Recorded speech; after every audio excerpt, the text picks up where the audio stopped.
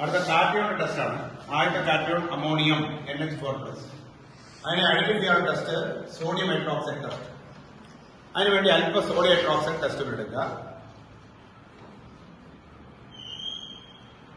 എന്നിട്ട് നിങ്ങളുടെ salt add ചെയ്യുക.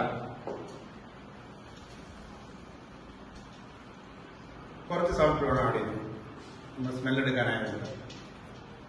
അത് ക്ലോസ് ചെയ്തേ, തമ്പ് വെച്ച് ക്ലോസ് ചെയ്തോളാം അപ്പോഴേ. ഓക്കെ, എന്നിട്ട് ഷേക്ക് ചെയ്തേ. എന്നിട്ട് ചെറുതായിട്ട് തുറന്നിട്ട് സ്മെല്ല് ചെയ്യും. അപ്പൊ അമോണിയുടെ സ്മെല്ല് കിട്ടിയോ? ഇനി ആ ടെസ്റ്റ് ട്യൂബിലേക്ക് ഒരു ഗ്ലാസ്സിലൂടെ കോൺസ്റ്റന്റ് എക്സിയൽ ഡിപ്പ് ചെയ്യും. കോൺസ്റ്റന്റ് എക്സിയൽ ഡിപ്പ് ചെയ്യും. ഡിപ്പ് ചെയ്ത ടെസ്റ്റ് പിന്നെ മൗത്തിൽ കാണിക്കും. ആ തമ്പ് മാറ്റി തിക് വൈറ്റ് ഫ്യൂംസ് കണ്ട, വൈറ്റ് ഫ്യൂംസ് ഇല്ലേ? ഒന്നുകൂടെ ഡിപ്പ് ചെയ്ത് വെച്ച് അടച്ചിട്ട് ക്ലോസ് ചെയ്തിട്ട് തിക് വൈറ്റ് ഫ്യൂംസ്. അപ്പൊ അമോണിയം ക്ലോറൈഡിന്റെ വേപ്പറാണ് ആ കാണുന്നത്. ഇനി വീണ്ടും നമുക്ക് ക്ലോസ് ചെയ്യാം. പിന്നെ കൺഫർമേറ്റ് ടെസ്റ്റ് ഇതിന്റെ കൂടെ ചെയ്യാം.